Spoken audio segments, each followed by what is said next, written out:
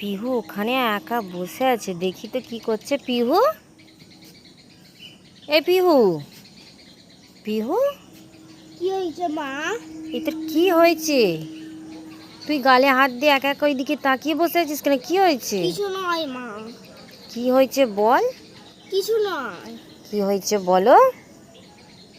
আমাকে কেউ খেলতে না, আমি খেলতে গিয়েছিলাম, কেউ খেলতে নেয়নি। কেউ খেলতে নেয় না, না। সেই জন্য মন খারাপ। তুমি এবার যাও।